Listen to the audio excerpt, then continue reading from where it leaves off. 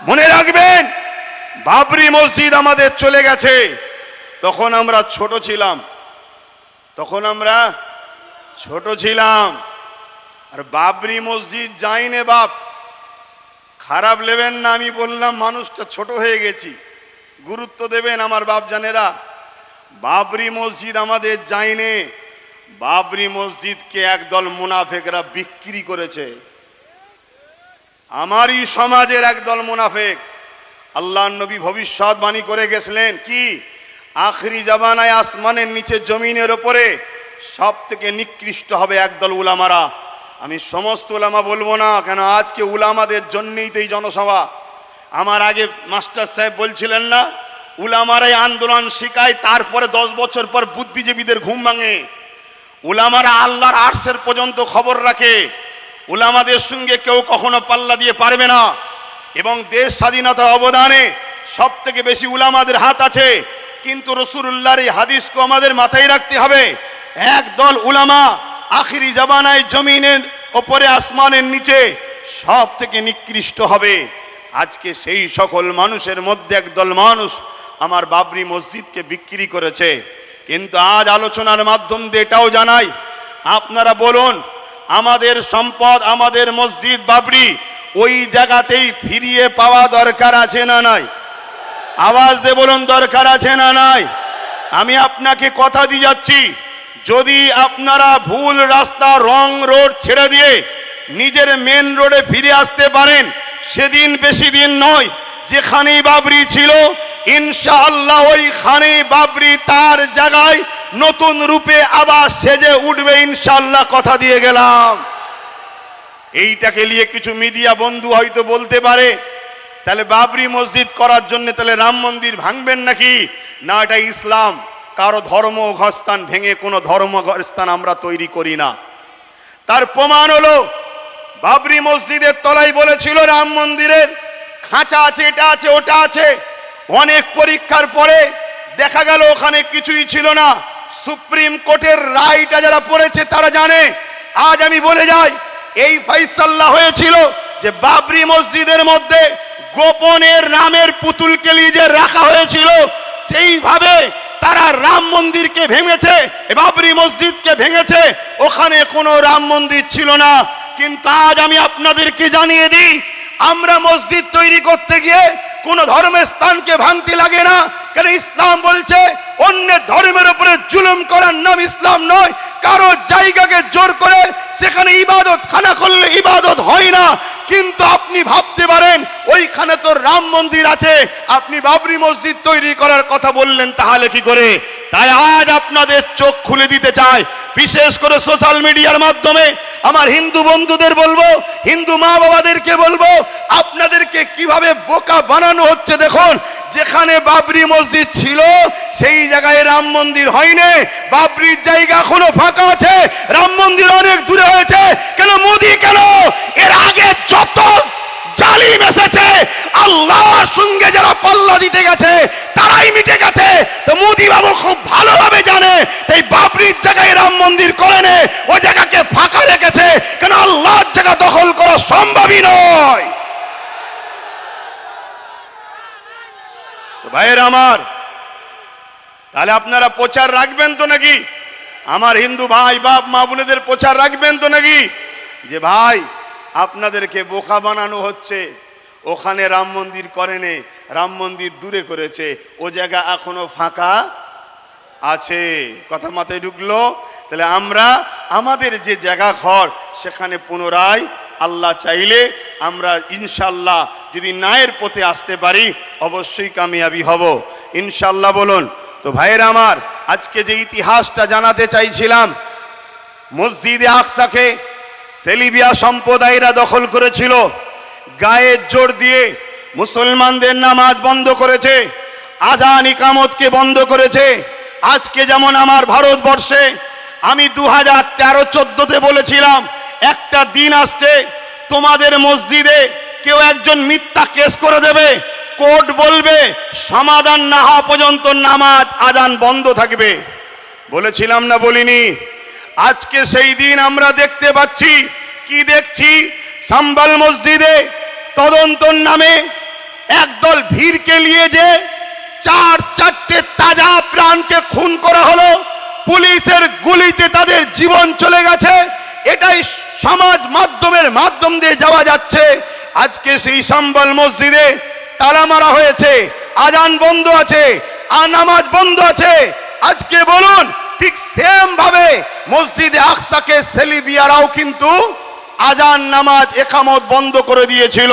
কিন্তু একটা 9 বছরের বাচ্চা, নাম তার সালাউদ্দিন আইবি, 9 বছর বয়সে বাজারে যখন গেল মসজিদের মেহরাব কিনতে, আমি আজ মোদি বাবুকে জানাচ্ছি সোশ্যাল মিডিয়ার মাধ্যমে, আপনি এ খেলা বন্ধ করুন, না হয় কিন্তু ভয়ানক পরিস্থিতি হবে, ভয়ানক পরিস্থিতি হবে। এই ইতিহাস শুনে রাখেন। আমার ঘরের 9 বছরের বাচ্চার ইমানের কথা শোনেন। হযরতে সালাউদ্দিন আইবি তখন 9 বছর বয়স ছিল, দোকানে গেছে মসজিদের মেহরাব কিনতে, একটা সুন্দর মেহরাব পছন্দ হয়েছে, ওই মেহরাবটাকে নিতে চাইলো। দোকানদার বলল, বাবু এটা বিক্রি নয়, এটা গিফটের জন্য। সালাউদ্দিন আইবি বললেন, এটা আমাকে গিফট করা হোক। কিন্তু সালাউদ্দিন আইবিকে দোকানদার তখন বললেন, এটা তাকে গিফট করা হবে যে মসজিদে আকসায় এটা লাগাতে পারবে। তখন মসজিদে আকসা সেলিবিয়াদের দখলে রয়েছে, সেলিবিয়াদের হাতে আছে। পৃথিবীর তৎকালীন সময় শক্তিশালী তারা, আজ যেমন রাশিয়া বলুন, আমেরিকা বলুন, চীন বলুন, এরা বলে আমরা দাদা, তখন সেলিবিয়ারা ছিল পৃথিবীর দাদা। হযরতে 9 বছরের সালাউদ্দিন আইবি বলেছিল, ইনশাআল্লাহ এটাকে যত্ন করে রাখেন, আমি সালাউদ্দিন এই মেহরাবকে নিয়ে গিয়ে আল্লাহর ঘর মসজিদে আকসাতে আমি লাগাবো। কথা বুঝে আসছে? আজ সেই ইমানি ধারালি আমিও বলে যাচ্ছি, আপনারা যদি আমার সাথ দেন, আপনারা যদি আমার সাথ দেন, দিবার মতো যদি দেন, ইনশাআল্লাহ সমস্ত কিছু আমরা ফিরে পাবো। যারা আপনাদের দিকে তাকাবে জুলুমের নজরে, অন্যায় নজরে, হিংসার নজরে, খতম করার নজরে, সংবিধানের দ্বারা তাদের ভাবতে বাধ্য করব যে আমার তাকানোটা ভুল হয়েছে, তার আগে অন্ধ হলে মনে হয় ভালো ছিল। তো ভাইরা আমার, সালাউদ্দিন আইবি হুজুর তিনি বড় হলেন, 12,000 সৈন্য, মন দিয়ে শুনবেন, 12,000 সৈন্য নিয়ে সালাউদ্দিন আইবি মসজিদ আকসাকে উদ্ধারের জন্য রওনা দিলেন। ওদিকে সেলিবিয়ারা 4 লক্ষ অস্ত্রধারী সৈন্য নিয়ে মসজিদ আকসাকে ঘিরে রেখেছে। কিন্তু 12,000 সৈন্য নিয়ে সালাউদ্দিন আইবি বক্তব্য শুরু করলো, আমার সৈন্যরা, শুনলাম 4 লক্ষ সেলিবিয়া সৈন্য রয়েছে, অস্ত্রধারী সৈন্য, তোমরা বলো এই লড়াইয়ে তোমরা যাবে না পিছিয়ে যাবে? 12,000 কোথায় 4 লাখ, 12,000 4 লাখ, 12,000 সালাউদ্দিন আইবি সৈন্য দাঁড়িয়ে গিয়ে বলল, আমাদের সিপাহসালার সালাউদ্দিন আইবি, আমরা পৃথিবীর অন্য কারো সৈন্য নয়, আমরা সালাউদ্দিন আইবি সৈন্য, যে সালাউদ্দিন তাহাজ্জুদ ছাড়া ঘুমাই না, যে সালাউদ্দিন দরুদ ছাড়া মুখের সব সময় দরুদের মুখে চলতে থাকে, আমরা সেই আলা সালাউদ্দিনের সইব। 4 লাখ কেন, 40 লক্ষ যদি থাকে আমরা পিছিয়ে যাব না। এ সংগ্রাম আমাদের হবে, এ লড়াই আমাদের হবে। বন্ধু আমার শুনে রেখে দেন, ওই 12,000-এর মোকাবেলায় 4 লক্ষ শুধু হারেনে, জবানা জব্দ হয়ে গেছে। আজও বলে যাচ্ছি কেন্দ্র সরকারকে, আপনি রাজনীতি করছেন, রাষ্ট্রের বিকাশ করুন, মুসলিম, দলিত, আদিবাসী, সাঁওতাল, বাগদি সবার নিরাপত্তা দিন। আজকে আপনারা জানেন 2019 থেকে 2021-এর মধ্যে আমার ভারতবর্ষের 10 লক্ষর উপরে মেয়ে গায়েব হয়ে গেছে, গায়েব। শুনছেন তো নাকি? 10 লক্ষর উপরে মেয়ে নিখোঁজ, তার মধ্যে গুজরাটে সব থেকে বেশি। আজকে আপনি রাজনীতি করছেন, দেশের প্রধান হয়েছেন, আপনি নারীদের সুরক্ষা দিতে পারছেন না, আপনি নারীদের হিফাজত করতে পারছেন না। আজকেই দেখলাম খবরে, পোর্টালে দেখছিলাম, আমার কাছে ছবি সার্চ করে রেখে দিয়েছি, কেন প্রমাণ রাখতে হয়। আসামে কেন্দ্র সরকার রয়েছে তো নাকি বিজেপি সরকার? তো বলুন বলুন, আসামে কি সরকার? কেন্দ্র সরকার, বিজেপি সরকারের লোক। আনন্দবাজার অনলাইনের মধ্যে ছেপেছে কি, আসামে দুর্গা মন্দিরের মধ্যে দুর্গা মন্দিরের মধ্যে গণধর্ষণ করেছে একজন কিশোরীকে, সেই কিশোরী নিখোঁজ। আরে আপনি দেশ চালাচ্ছেন, বেটিদের নিরাপত্তা দিতে পারছেন না। আবার 10 লক্ষর উপরে মেয়ে গায়েব হয়ে গেছে, তাদের নিরাপত্তা দিতে পারছেন না। আপনি পড়েছেন কি ধর্ম ধর্ম লাগাও। আজকে সমাজের বুকে এই ওয়াকাফ নিয়ে খুব সাইলেন্ট ভাবে প্রচার হচ্ছে। কি জানেন যে ওয়াকাফ হলো এমন একটা জিনিস, মুসলমানরা যেখানে গিয়ে 10-12 জন দাঁড়াবে, একটা বোর্ড টাঙিয়ে দেবে বা মুখে বলবে, ওটাই হয়ে যাবে ওয়াকাফ। তাহলে বলুন, এই খবরটা যদি আমার অমুসলিম ভাইদের কাছে পৌঁছায়, তারা আমাদেরকে ভুল বুঝবে না? বুঝবে না? এই বিভাজন কেন্দ্র সরকার করছে, আমাদের মধ্যে অশান্তি দাঙ্গা লাগিয়ে আমার দেশটাকে শেষ করার ষড়যন্ত্র চালাচ্ছে। তাই দূরে কাছে সোশ্যাল মিডিয়ায় আমার হিন্দু মা বাপ ভাই বোনদেরকে বলবো, আমরা ভারতীয়, আমরা ভাই ভাই, আমরা সবাই মিলে এদেশের ব্রিটিশকে তাড়িয়েছি। ততদিন পর্যন্ত তাড়ানো যায়নি যতদিন ব্রিটিশ আমাদের মধ্যে বিভাজন লাগিয়ে রেখেছিল। সেই পথেই কেন্দ্র সরকার হাঁটছে, হিন্দু মুসলমানের মধ্যে বিভাজন লাগাচ্ছে। কিন্তু আমি আমার হিন্দু মা বাপ ভাই বোনদেরকে বলবো, আপনারা খেয়াল করে দেখুন, সমাজে প্রচার করছে হিন্দু খাতরে মে হ্যায়, হিন্দু বিপদে আছে, হিন্দুদের নিরাপত্তাই নয়। কিন্তু আপনি খেয়াল করে দেখুন, এদেশে স্বাধীনতার পর থেকে এত সরকার এসেছে, হিন্দু কখনো খাতরাই পড়েনি। 2014 থেকে বিজেপি আসার পরেই হিন্দু খাতরাই পড়েছে, খাতরাই পড়েছে। রেলকে বিক্রি করে দিল। হকার কারা করে? যারা অমুসলিম ভাইরা, 100-র মধ্যে 95 তারা হকারের কাজ করে। LIC-তে কাজ করে কারা? 100-র মধ্যে 100% অমুসলিম ভাইরা। এমন করে LIC-কে বিক্রি করে দিয়েছে, এয়ারপোর্টকে বিক্রি করে দিচ্ছে, কারেন্টকে বিক্রি করে দিয়েছে। আমার হিন্দু মা বাপ ভাই বোনদের বলবো, আসামে ডিটেনশন ক্যাম্পে বিজেপি সরকারের নেতৃত্বে 1 লক্ষর উপরে হিন্দু মা বোন বন্দী হয়ে আছে। মনে রাখবেন আমার মা বোনেরা, হিন্দু মা বোন বাপ ভাইরা, আজকে বিজেপি সরকার আমার আপনার মধ্যে বিভাজন লাগাতে চাইছে। এই বিভাজন লাগিয়ে রুজি রুটি, চাকরি বাকরি, জিনিসপত্রের দাম যে হাই হয়ে গেছে, এটাকে ভুলিয়ে রাখার একটা নান ষড়যন্ত্র তারা চালাতে লেগেছে। এছাড়া দ্বিতীয় কিছু নয়। খুব ভালো করে বুঝবেন, আপনারাও বুঝুন, আমার হিন্দু মা বাপ ভাই বোনেরাও বুঝুন। আসুন আমরা ঐক্যবদ্ধ হই। যেভাবে সাদা চামড়ার ব্রিটিশকে তাড়িয়েছি, আজকের এই কালো চামড়ার দেশের দুশ্মন এই ব্রিটিশ গুলোকেও আমাদের ঘরে সংগঠিত হয়ে ঐক্যবদ্ধ হয়ে সংবিধানকে নিয়ে এদের বিরুদ্ধে লড়াই করে এদেরকে তাড়াতে হবে। আপনারা রাজি আছেন না নয়? হাত তুলে বলুন, রাজি আছেন না নয়?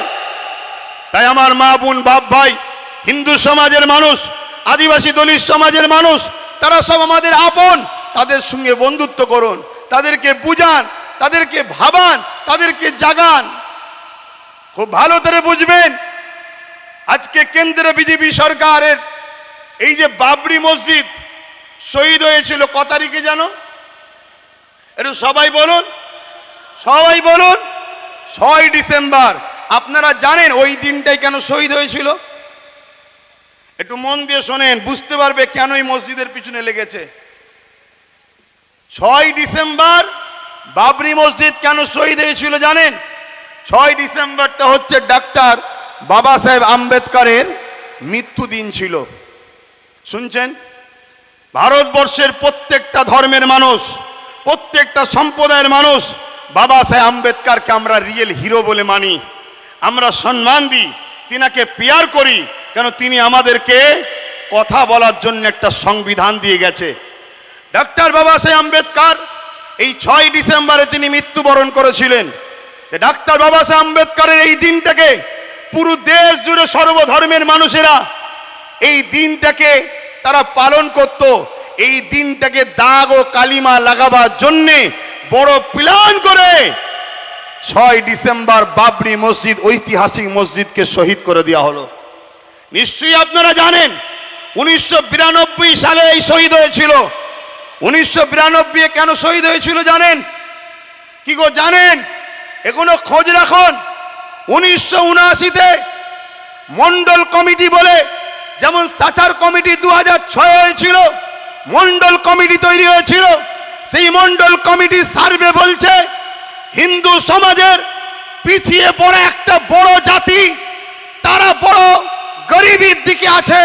তাই মন্ডল কমিটির এই রিপোর্ট অনুযায়ী তৎকালীন সময় একটা আইন পাস করা হয়েছিল কি পিছিয়ে পড়া হিন্দু সমাজের মানুষকে 27% চাকরিতে সংরক্ষণ দিতে হবে। এই 27% চাকরি পিছিয়ে পড়া হিন্দু সমাজের মানুষ পাবে, এটাকে মেনে নিতে পারলো না। তাই বড় প্ল্যান করে 1992 সালে বাবরি মসজিদকে সামনে রেখে হিন্দু মুসলমান খেলার জন্য এই প্ল্যান করে বাবরি মসজিদকে শহীদ করে দিয়েছিল। আজকের দিনেও এই মসজিদ, মাদ্রাসা, কবরস্থান ওয়াকাবের পিছনে লাগার কারণ একটা হলো আজকে দেশের বুকে বিজেপির কোনো মুখ দেখাবার রাস্তা নয়, না কোনো কলকারখানা করেছে, না কোনো ছেলেদের চাকরির ব্যবস্থা করতে পেরেছে, না রুজি রুটির ব্যবস্থা করতে পেরেছে। উপরন্তু বিজেপি আসার পরে আমার দেশের চতুর্দিকে যতগুলো দেশ আছে সবার সঙ্গে ঝগড়া লেগে গেছে। আর একটু খুলে বলি আমার হিন্দু মা বাবা ভাই বোনেরা, আর আপনারাও শুনে রাখেন, প্রচার করবেন, যদি বিজেপি হিন্দু দরদি হয় তাহলে নেপালে তো 95% হিন্দু, সেই নেপালের সঙ্গেও ভারতের সম্পর্ক ভালো নেই কেন? জবাবটা বিজেপিকে দিতে হবে। জানেন তো নাকি নেপালে 95% হিন্দু, সেখানে সম্পর্ক ভালো নেই।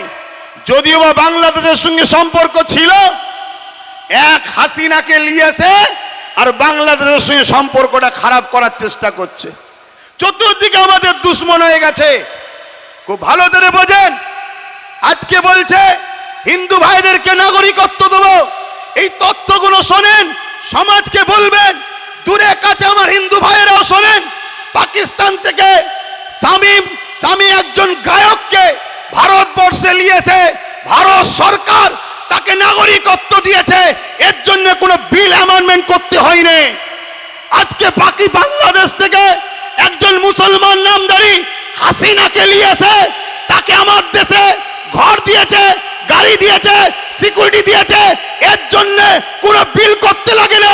অথচ আমার গরিব হিন্দুগুলো আজও ফুটপাতে পড়ে আছে, আমার গরিব হিন্দু মা বোনগুলো এই ঠান্ডায় তারা থরথর করে কাঁপছে।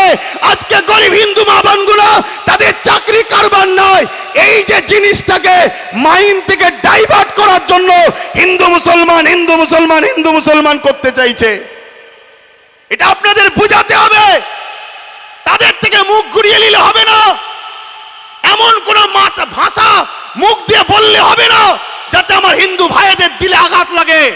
এ লড়াই হিন্দু মুসলমানের লড়াই নয়, এ লড়াই নিজের দেশকে বাঁচাবার লড়াই, এ লড়াই নতুন প্রজন্মদের হাতে রুজি রুটি চাকরি দিবার লড়াই, এ লড়াই আমার ভারতবর্ষকে এই জালিম সরকারের হাত থেকে মুক্ত করার লড়াই। এ লড়াইয়ে আমরা জীবনের শেষ নিঃশ্বাস পর্যন্ত লড়বো। রাজি আছেন? হাত তুলে বলুন রাজি আছেন? তাহলে আজকে এই ঢোলা দক্ষিণ 24 পরগনা মাদারতলা থেকে এই লড়াইয়ের এই এলাকা থেকে শুরু হলো। আগামী দিন আমরা রাজ্যের বিভিন্ন জায়গায় করার পর আগামী দিন কলিকাতার রাজপথ স্তব্ধ করতে যাব। আপনারা সেদিন সাড়া দেবেন তো নাকি? হাত তুলে বলুন সাড়া দেবেন তো নাকি? আপনাদের ধৈর্য সময় আছে তো? একদিন, দুদিন, 3 দিন, 4 দিন, 5 দিন, প্রয়োজন হলে বছরও থাকতে হয় থাকবো। পারবেন তো নাকি? হাত লম্বা করে বলুন। ধোকা দিচ্ছেন না তো? ধোকা দিচ্ছেন না তো? হাত নামান।